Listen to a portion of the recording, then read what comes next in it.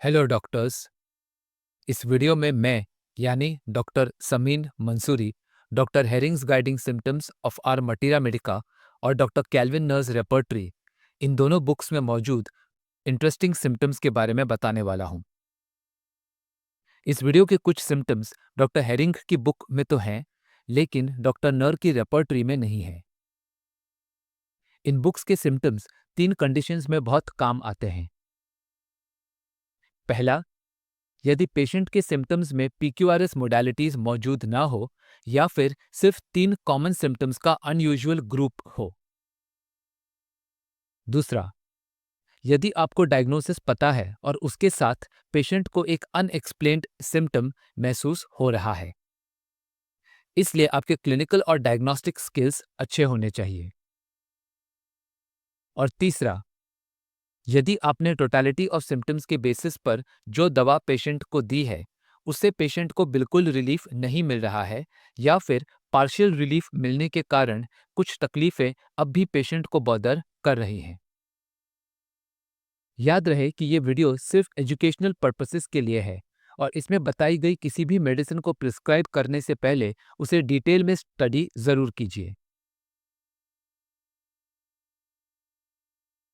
Example 1।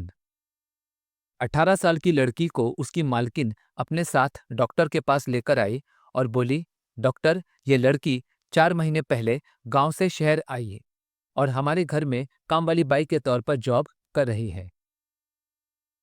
फिर वो लड़की बोली कि उसे पिछले 3 महीनों से थकान महसूस हो रही है और सीढ़ियां चढ़ते समय या ज्यादा चलने पर उसकी सांस फूलती है। इस पर मालकिन बोली, डॉक्टर, इस लड़की को बर्फ और कच्चे चावल खाने की भी आदत हो गई है। पेशेंट के डाइट में कोई मेजर चेंजेस नहीं आए हैं और उसे शरीर में कहीं से भी ब्लड लॉस की कोई तकलीफ नहीं है। क्लिनिकल एग्जामिनेशन में पता चला कि पैलर पॉजिटिव है और पेशेंट की स्किन में एक ग्रीनिश येलो डिस्कलरेशन नजर आ रहा है। सीबीसी में पेशेंट का हीमोग्लोबिन 11 ग्राम परसेंट है और आरबीसीज में हाइपोक्रोमिक माइक्रोसाइटिक फीचर्स नजर आ रहे हैं। लिवर फंक्शन, स्टूल और यूरिन टेस्ट्स के अलावा अल्ट्रासोनोग्राफी भी नॉर्मल है। फैमिली हिस्ट्री में भी सिकल सेल अनीमिया या थैलेसीमिया जैसी डिजीजेस नहीं है।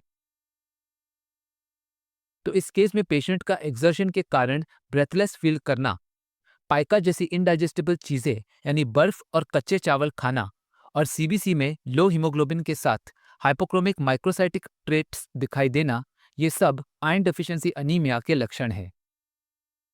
इमेज में स्किन का येलोइश ग्रीन नजर आना इसी आईडीए का एक वेरिएंट है जिसे क्लोरोसिस कहते हैं। ये क्लोरोसिस की तकलीफ पेशेंट को गांव से शहर आने के बाद शुरू हो गई है। ऐसे केसेस में यदि आईडीए प्योरली न्यूट्रिशनल डेफिशिएंसी के कारण हो तो पेशेंट को आयरन रिच डाइट के साथ जरूरत पड़ने पर आयरन टैबलेट्स या आयरन टॉनिक्स भी प्रिस्क्राइब करना चाहिए। लेकिन यदि आयरन टैबलेट्स देने के बाद भी अनीमिया के सिम्टम्स परसिस्ट करें तो इसका कारण पता लगाना चाहिए, क्योंकि मुमकिन है कि पेशेंट को ब्लीडिंग पाइल्स, हैवी मेंसेस या फिर किसी और वजह से आयरन लॉस हो रहा हो। ऐसे में iron profile, kidney function test, thyroid profile और जेनेटिक टेस्टिंग जैसे इन्वेस्टिगेशंस भी एडवाइस किए जाते हैं, लेकिन इस केस में ये टेस्ट नॉर्मल है। अब इस लड़की का प्रिस्क्रिप्टिव सिम्टम डॉक्टर नर की रेपर्टरी में मौजूद है। Chapter 47, stages of life and constitution. Occupation, servants girls from the country become chlorotic in the city.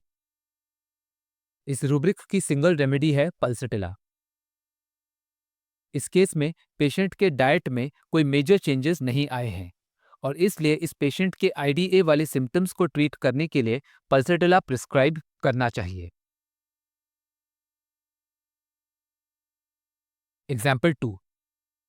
40 साल का मेल पेशेंट बोला कि उसके लेफ्ट हैंड में पिछले 5 सालों से ठंडी के मौसम में बहुत बुरी तरह से खुजली होती है और खून निकलता है।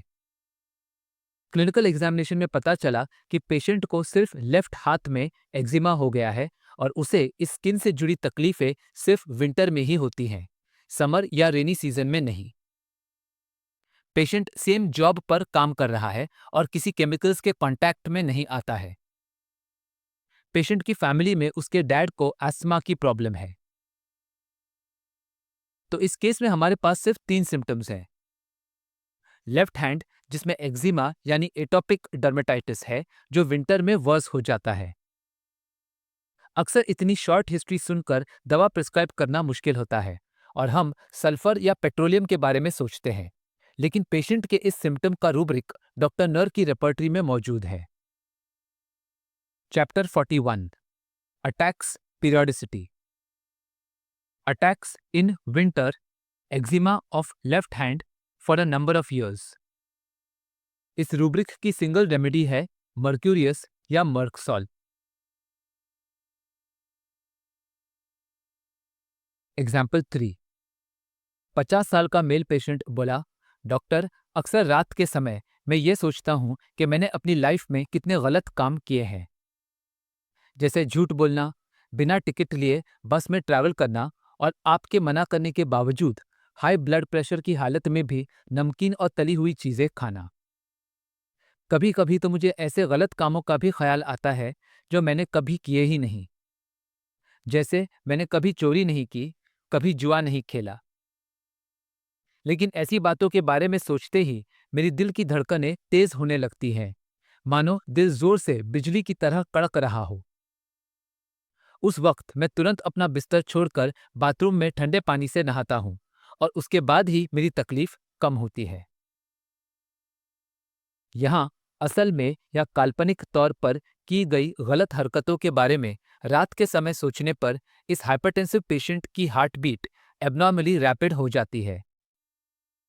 इस हालत में पेशेंट अपना बेड छोड़कर कोल्ड बाथ लेता है, जिसके बाद उसे अच्छा महसूस होता है। तो इस पेशेंट का प्रिस्क्रिप्टिव सिम्टम डॉक्टर नर की रेपर्टरी में मौजूद है। Chapter 29, heart, pulse and circulation. palpitation at night drives out of bed like lightning, especially when thinking of real or imaginary wrongs. Better cold baths. ये सिम्टम सिर्फ आयोडम में मौजूद है। डॉक्टर हेरिंग्स गाइडिंग सिम्टम्स में लिखा है, at night especially when thinking of real or imaginary wrongs, heart palpitates like lightning. The violent palpitation and accompanying arterial excitement drives him out of bed. By use of cold baths, obtains temporary relief.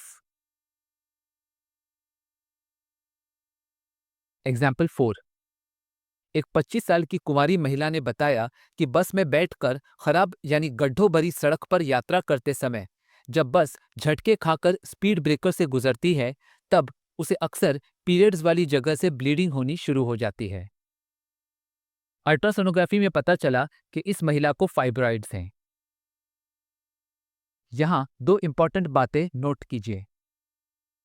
पहला, महिला unmarried या कुंवारी है, और दूसरा, बस एक heavy vehicle है और जब यह गाड़ी उबड़-खाबड़ पॉटहोल्स से भरे रास्ते पर चलती है, तब उन झटकों के कारण पेशेंट को यूट्राइन ब्लीडिंग होने लगती है।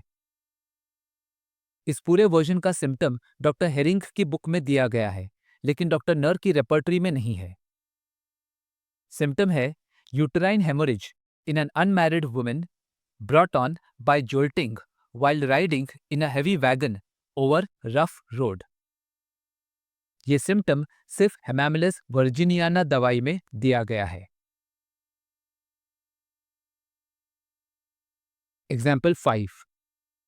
20 साल का लड़का बोला, डॉक्टर, मुझे दोस्तों के साथ जंगलों में घूमना या फिर आउटडोर पिकनिक्स पर जाना पसंद है और अक्सर हम लोग 2-3 दिन के लिए वहाँ टेंट्स में रहते हैं।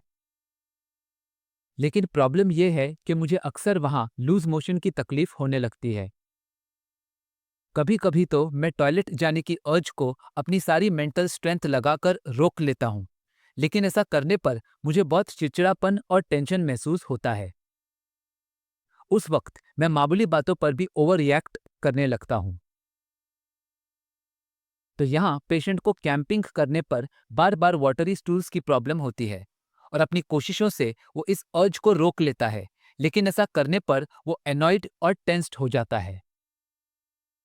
अक्सर जो लोग रेगुलरली या लंबे समय तक कैंप्स, पिकनिक्स या फील्ड वर्क के कारण आउटडोर्स में रहते हैं, उन्हें अनहाइजीनिक फूड और वाटर के कारण जो परसिस्टेंट या रिकरेंट डायरिया होता है, उसे क्रॉनिक कैंप डायरिया कहते हैं। इन पेशेंट्स में स्टूल रूटीन और स्टूल कल्चर जैसे टेस्ट पैथोजेनिक माइक्रो ऑर्गेनिजम्स को आइडेंटिफाई करने के लिए एडवाइस किए जाते हैं। खाने पीने को लेकर हाइजीन मेंटेन करना बीमारी के ठीक होने और दोबारा न होने के लिए बहुत ज़रूरी है। अक्सर ऐसे केसेस में हम आर्सेनिकम आल्प या फिर जिंजीबर जैसे मेडिसिन प्रिस्क्राइब करते हैं, लेकिन ये पूरा सिम्टम डॉक्टर हेरिंग ने अपनी बुक में डिस्क्राइब किया है। Sometimes he could control inclination to stool by a strong effort of will, but effort caused much nervous irritation in chronic camp diarrhea. Nervous irritation वाली स्टेट में patient emotionally या physically बहुत आसानी से triggered हो जाता है। इस सिम्टम की सिंगल रेमेडी है लाइसिनम या हाइड्रोफोबिनम। तो ये डॉक्टर हेरिंग और डॉक्टर नर की बुक में दिए गए कुछ ऐसे सिम्टम्स हैं जो आपको सही और क्विक होम्योपैथिक प्रिस्क्रिप्शन में काम आ सकते हैं। Thank you for watching.